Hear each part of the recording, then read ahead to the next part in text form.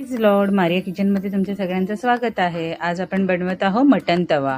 हे बघा, आधी मी आहे ना कच्चं मटन अर्धा किलो मटन घेतलेलं, त्याच्यामध्ये मी मीठ आणि फक्त हळद लावून ह्याला 3 शिट्या काढून उकळून घेतलं। ह्याला चांगलं मिक्स केलं आणि पाणी नाही जास्त टाकलं, एकदम कमी किंचित, कारण त्याच्या अंगाचं पाणी त्याला सुटतं।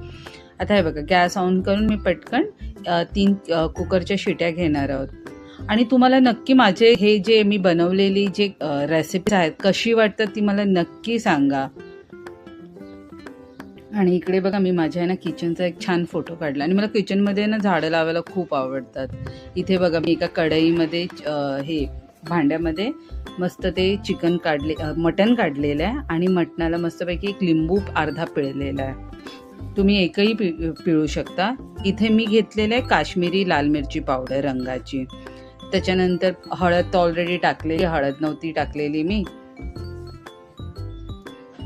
तुम्हाला जसं, कारण ही थोडीशी कमी तिखट असते म्हणून। ह्याच्यात थोडासा घाटी मसाला घेतला आणि बघा हे टॅमॅटो केचप घेतलेलं आहे आणि ह्याच्यात मी अद्रक लसूणची पेस्ट अजिबात टाकलेली नाहीये, तुम्ही बघू शकता। आणि ह्याला कोथिंबीर करायचं आणि एकजीव करून मस्तपैकी ह्याला आहे ना मस्त थोडंसं मॅरिनेशन 10 मिनटं फक्त ठेवायचं आहे। नाही केलं तर काही हरकत नाही। मग एक आपण मस्तपैकी, माझ्याकडे छान मोठा तवा आहे, त्याच्यामध्ये मी 2-3 पळे तेल टाकलेलं आहे।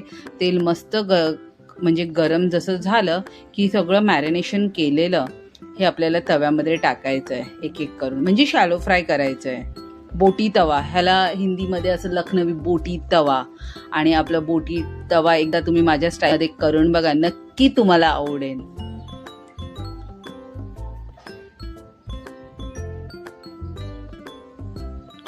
आणि ह्याच्यामध्ये मी अद्रक लसूणची पेस्ट का नाही टाकली आहे, कारण ह्याच्यामध्ये आपण अख्खा लसूण आहे ना नंतर असं टाकणार आहोत। हे बघा, हे जेव्हा तेलामध्ये आपण टाकलं ना, तर फोडणीला नाही टाकायचं, हा थोडासा करकरीतच ठेवायचा आहे, म्हणजे तो छानपैकी आपल्या दाताला पण छान लागतो आणि त्याचा फ्लेवर पण येतो। नंतर कढीपत्ता आणि ही एक हिरवी मिरची कापून टाकलेली आहे।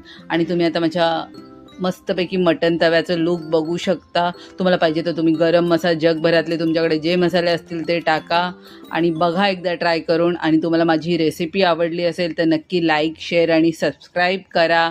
बघा किती छान वाटतं, तुम्ही एकदा ट्राय केलं ना तर नक्कीच तुम्हाला आवडेल आणि नक्की तुम्ही करून बघा आणि माझ्या अशाच रेसिपीला तुम्ही फॉलो करत राहा।